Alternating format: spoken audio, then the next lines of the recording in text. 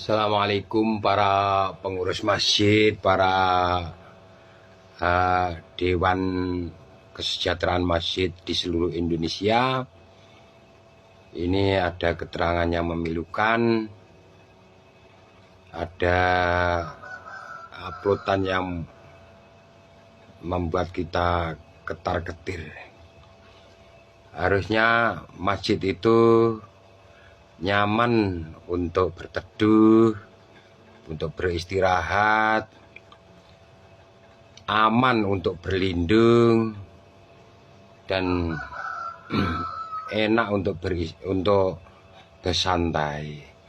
Akan tetapi ternyata masjid yang satu ini baru satu saja berita yang saya dengar. Ini baru satu ini, mungkin yang lain juga ada. Ini ada seorang mahasiswa dari anak yatim yang merantau untuk mencari pekerjaan. Dikira masjid itu aman untuk berteduh, aman untuk berlindung, aman untuk beristirahat, aman untuk beribadah, aman untuk santai.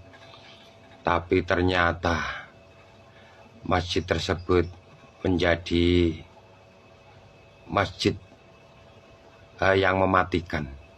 Naudzubillah summa naudzubillah. Semoga ini untuk pembelajaran untuk masjid-masjid yang lain. Dan apabila memang tidak boleh untuk istirahat, untuk tidur-tiduran di masjid itu, harus pasang banner yang besar, dilarang tidur di masjid kecuali pengurus, gitu saja loh. Nah, kita simak keterangannya lebih lanjut. Terima kasih. Assalamualaikum warahmatullahi wabarakatuh. Surat terbuka untuk pengurus Badan Kemakmuran Masjid, pengurus Dewan Masjid, takmir, marbot, atau siapapun lah pengurus-pengurus masjid di negeri ini. Kejadian memilukan sekaligus memalukan yang terjadi di Masjid Agung Sibolga 2 hari yang lalu, awal November, harus menjadi perhatian khusus. Jika lihat videonya, kau tak akan percaya hal itu terjadi di masjid. Namanya Arjun, seorang mahasiswa asal Semelu, anak yatim piatu yang mencoba merantau ke Sibolga mencari kerja. Uang di kantongnya hanya tinggal 10.000, ia memilih tidur di masjid, rumah Allah yang dianggapnya tempat teraman dan ternyaman untuk musafir singgah melepas penat. Tapi ia berujung menjadi mayat karena dilarang tidur di masjid. Ia kemudian dianiaya, diseret seperti binatang, dan kepalanya dihantam buah kelapa dan ditendang sampai wafat. Mohon bapak-bapak yang terhormat pengurus masjid, buatlah peraturan yang jelas dan tegas untuk pengunjung masjid. Boleh atau tidak kami umat Islam yang musafir, mengantuk, kemalaman, kedinginan di perjalanan, bolehkah kami istirahat di masjid? Hal ini perlu kalian jawab agar kami tak perlu menjadi korban berikutnya. Kalau memang boleh, tolong sediakan tempat khusus buat para musafir, bentangkan karpet bekas yang ada, dan buat tulisan, bagi para musafir silahkan beristirahat dan ngecas HP di sini.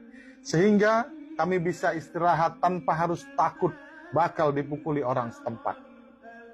Dan kalau memang tidak boleh para musafir istirahat di masjid, maka bangunlah pagar masjid yang tinggi, kasih gembok yang besar, dan buatlah pengumuman yang jelas, di luar jam sholat masjid ini ditutup.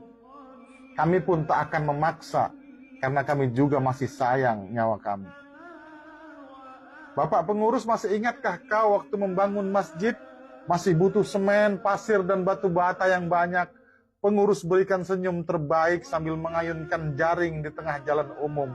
Sayup ku dengar ucapan ribuan terima kasih dengan lantang, pakai toa di pinggir jalan. Santun sekali bahasamu sambil mendoakan kami banyak rezeki. Tapi begitu masjid selesai dengan megahnya, muncul petugas masjid dengan wajah yang kadang kurang ramah, yang siap mengusir dengan halus setiap musafir yang mencoba sejenak berbaring.